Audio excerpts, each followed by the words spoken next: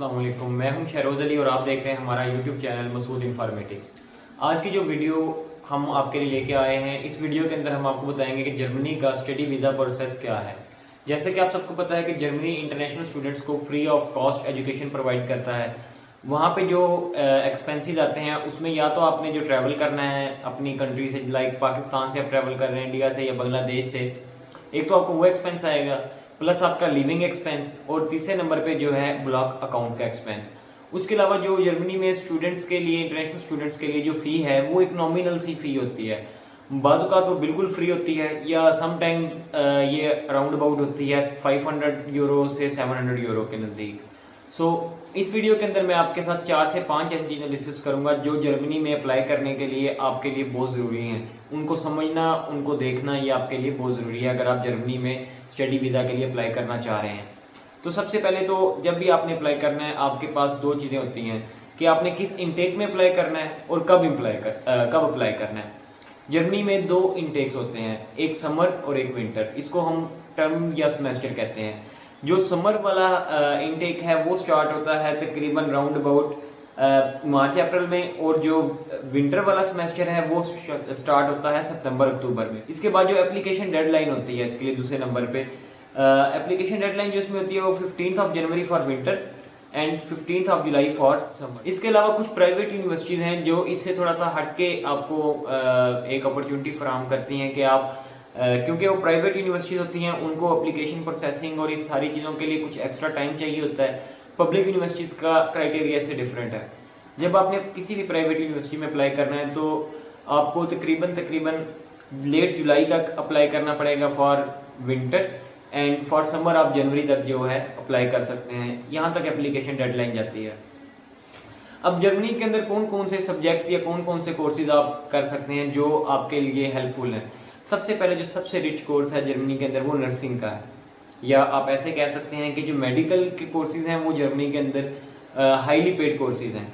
जो आप कंप्लीट करते हैं एजुकेशन अपनी मास्टर्स या बैचलर्स या पीएचडी वगैरह, तो उसके बाद जो आपको जॉब मिलेगी वो जॉब हाईली पेड होगी, क्योंकि जर्मनी के अंदर जो मेडिकल का फील्ड है इसको काफ़ी अहमियत हासिल है। उसके बाद दूसरे नंबर पे जो एक अहम चीज़ है जर्मन लैंग्वेज। अगर आप जर्मन लैंग्वेज करके यहाँ से अपनी कंट्री से, मसलन जिस तरह हम पाकिस्तान में हैं, पाकिस्तानी स्टूडेंट्स अगर जर्मन लैंग्वेज कोर्स कर लेते हैं, या इंडियन या बांग्लादेश से जो भी स्टूडेंट्स हैं अगर वो जर्मन लैंग्वेज कोर्स करके जाते हैं तो उनको एक बेनिफिट ये होगा कि उनको वहाँ पे जॉब ढूंढने में बहुत आसानी होगी, क्योंकि जर्मन लैंग्वेज है वो इंग्लिश नहीं है, वो इंग्लिश से थोड़ा हटके है। इस वजह से अगर आप जर्मन लैंग्वेज कोर्स कर लेते हैं ये एक प्लस पॉइंट है आपके लिए। दूसरी बात, आपको वहाँ पे जो जॉब आपने करनी है उसके लिए भी ये एक प्लस पॉइंट है, क्योंकि जब आप उनकी नेटिव लैंग्वेज बोलेंगे, जर्मन अच्छे तरीके से आपको जर्मन आती होगी, तो आपको मार्केट में एडजस्ट होने में कोई इशू नहीं आएगा। जो दूसरी चीज़ आपको एप्लीकेशन ट्रेनिंग बताई है मैंने, अब तीसरी चीज़ है ब्लॉक अकाउंट। अब जर्मनी के अंदर जो आपने ब्लॉक अकाउंट, बेसिकली जर्मनी में जिस तरह हम ऑस्ट्रेलिया वगैरह के लिए या और इंग्लिश कंट्रीज के लिए अप्लाई करते हैं तो वहाँ पे हमें बैंक स्टेटमेंट या कुछ अमाउंट अपने बैंक में शो करवानी पड़ती है। वो भी मैं आपको बताता हूँ कि वो करवानी क्यों पड़ती है। जिस तरह के अब आपने हम एग्जांपल लेते हैं ऑस्ट्रेलिया की। ऑस्ट्रेलिया में आपने अप्लाई किया है किसी कॉलेज में, आपकी वहाँ पे जो 2 इयर्स का कोर्स है और उसमें आपकी जो फीस बनी है वो 28 to 30,000 डॉलर्स बनी है। आपने जो अमाउंट यहाँ से फर्स्ट इनिशियल पे करना है, उसके अलावा जो अमाउंट बचेगी उस अमाउंट का एक एग्रीगेट निकलेगा। उसके हिसाब से आपका लिविंग कॉस्ट, आपके स्टडी एक्सपेंस और आपके डेली बेसिस पे जो एक्सपेंस होंगे उसको कैलकुलेट करके वो एक अमाउंट आपको बताते हैं कि इतनी अमाउंट आपने अपने अकाउंट में शो करवानी है, ताकि जो ऑस्ट्रेलियन गवर्नमेंट है वो इस चीज़ से मेक श्योर रहे कि आप यहाँ किसी भी किस्म का काम करने या सेटल होने के लिए नहीं आ रहे, आप स्टडी करने आ रहे हैं और आप अपना एक्सपेंस बियर कर सकते हैं। एक और चीज़ अब मैं आपको बताता चलूँ, अब जर्मनी में जो ब्लॉक अकाउंट है उसकी तकरीबन जो अमाउंट बनती है वो बनती है 10,332 to 335 यूरोस, अप्रोक्सीमेटली 10,350 यूरोस आप कर लें। ये ब्लॉक अकाउंट की अमाउंट है। अब ब्लॉक अकाउंट जर्मनी में जो हम खुलवाते हैं वो उसका जो मेन पर्पस है, या गवर्नमेंट ने ये इसलिए एप्लीकेबल किया हुआ है कि आपने ब्लॉक अकाउंट खुलवाना है। एक तो वहाँ पे एजुकेशन फ्री है, जो फ्री एजुकेशन के बाद आपने वहाँ पे अपना लिविंग एक्सपेंस करना है, आपने उधर जो सर्वाइव करना है। फर्ज करें अगर आपको जॉब नहीं मिलती तो जर्मन हुकूमत के पास इतना फालतू टाइम या इतना फालतू उनके पास इन्वेंट्री या इक्विपमेंट्स या यूँ समझ लें एसेट्स नहीं है कि वो आपको अपने खर्चे पे वहाँ पे रेजिडेंस दें या वहाँ पे आपका जो फूड वगैरह ये चीज़ें ये अरेंज करें। उन्होंने आपको फ्री एजुकेशन प्रोवाइड की है। उसके बाद जो दूसरे नंबर पे आपका ब्लॉक अकाउंट है वो आपको हेल्पफुल होता है आपके डेली बेसिस के एक्सपेंसेस में।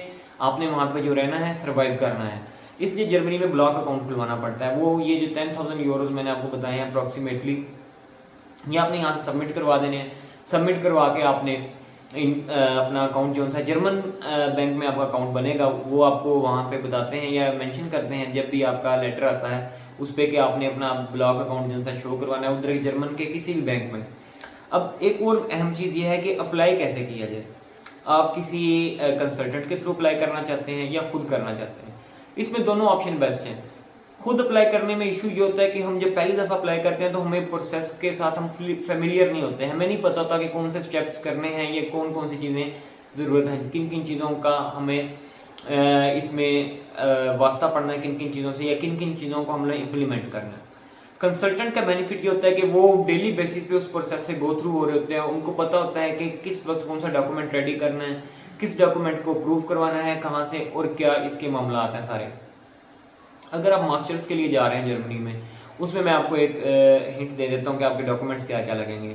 जिस तरह हम पाकिस्तान में हमारे यहाँ पे सबसे पहले आपकी हायर एजुकेशन या ग्रेजुएशन जो आपने की हुई है, मसलन आपने बैचलर किया हुआ है 2 इयर्स और 4 इयर्स, उसकी डिग्री आपकी। उसके बाद इंटरमीडिएट में आपने FSC की है, ICS किया है या FA किया है, आपकी उसकी डिग्री और ट्रांसक्रिप्ट। उसके बाद आपकी मैट्रिक की डिग्री और ट्रांसक्रिप्ट। ये तीनों जो डिग्रीज और ट्रांसक्रिप्ट्स हैं ये सबसे पहले आपने अपने मुतलका बोर्ड, जैसे मैट्रिक की जो सी है ये आपके सेकेंडरी बोर्ड से अपडेट होंगी या इनको आपने वहां से अप्रूवल लेटर या एक स्टैंप लगती है इसके साथ आपने अप्रूव करवाना है, इनको वेरीफाई करवाना है।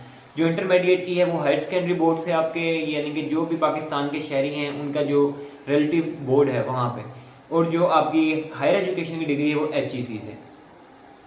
ये तीनों डिग्रीज आपने मुतलका अदारों से वेरीफाई करवाने के बाद एक हमारे पास यहाँ पे अदारा है IBCC, वहां पे आपने भेज देनी है। इसके बाद IBCC इसको वेरीफाई करेगा जब आपने बोर्ड से वेरीफाई करवा लेनी है। IBCC से वेरीफाई होने के बाद आपकी जो डिग्री है हायर एजुकेशन वाली वो आपकी HEC के पास जाएगी, वो वेरीफाई होके आएगी वहां से दोबारा। ये तीनों वेरीफाई होने के बाद जो चौथा ऑप्शन है वो है मोफा वाला, मिनिस्ट्री ऑफ फॉरेन अफेयर्स। ये सारी डिग्रीज आपकी वहां पे जाएंगी, वहां से एक स्टैंप लगेगी। वहां से स्टैंप लगने के बाद जब ये आपकी डिग्री सारी वेरीफाई हो जाएंगी उसके बाद आपने ये एम्बेसी में अपलोड कर देनी है। प्लस आपकी अगर जर्मन लैंग्वेज कोर्स हो, मैंने आपको पहले ही बताया, वो प्लस पॉइंट है। आइट्स और PTE वाला ऑप्शन यहाँ पे लिमिटेड है, कुछ यूनिवर्सिटीज एप्लीकेबल हैं इसके लिए, कुछ अलाउ करती हैं कुछ नहीं करती, तो ये चीज आपने ध्यान में रखनी है। डिग्रीज वेरीफाई करवाने के बाद आपने एम्बेसी अपलोड कर देनी है। अब इसका मैं आपको मेन प्रोसेस जो लीनियर प्रोसेस है वो स्टेप बाय स्टेप आपके साथ डिस्कस करता हूँ मैं। सबसे पहले अगर आप खुद अप्लाई कर रहे हैं तो आपने यूनिवर्सिटी सेलेक्ट करनी है, कोर्स सेलेक्ट करना है। करने के बाद आपने वो फॉर्म जो एडमिशन फॉर्म उनका ऑनलाइन होता है वो फिल कर देना है। एडमिशन फॉर्म फिल होने के बाद आपको एक मेल आएगी जिसके अंदर आपका एडमिशन लेटर होगा या कंफर्मेशन लेटर होगा। अगर आप कंसल्टेंट के थ्रू करवाते हैं तो आपने सारे डॉक्यूमेंट्स कंसल्टेंट को दे देने हैं। वो आपका जो डिजायर्ड कोर्स है उसके अंदर अप्लाई करने के बाद आपका फॉर्म फिल करने के बाद कंफर्मेशन दे देगा जी आपका लेटर आ गया है या एडमिशन लेटर आ गया है। अब जब एडमिशन लेटर आपका आ जाना है तो उसके साथ ही उन्होंने मेंशन किया होता है कि आपने ये डॉक्यूमेंट्स जो हैं यहाँ से वेरीफाई करवाने के बाद आपने अपलोड करने हैं। डॉक्यूमेंट्स मैंने आपको बताया, आपकी मैट्रिक की डिग्री, इंटरमीडिएट की डिग्री और हायर एजुकेशन की डिग्री अगर आप मास्टर्स के लिए जा रहे हैं उनको आपने मुतलका बोर्ड से वेरीफाई करवाना है। उसके बाद आपकी हायर एजुकेशन से जो सी आपकी डिग्री है ग्रेजुएशन की वो हायर एजुकेशन से आपकी वेरीफाई होगी। उधर से वेरीफाई होने के बाद तीनों डिग्रीज आपकी IBCC से वेरीफाइड होंगी। उधर से वेरीफाइड होने के बाद चौथे नंबर पे MOFA, ministry of foreign affairs से वेरीफाई होंगी।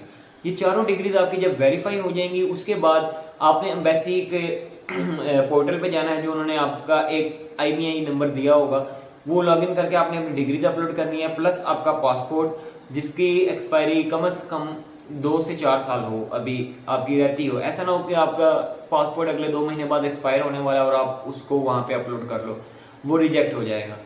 प्लस आपकी व्हाइट बैकग्राउंड के साथ 4 to 5 पिक्चर्स अटेस्टेड है, यूं कह लें कि वो भी आपने अपनी वेरीफाई करवा लेनी है। प्लस आपका ID कार्ड फ्रंट बैक, ये सारी चीजें एम्बेसी की वेबसाइट पे अपलोड हो जाती हैं।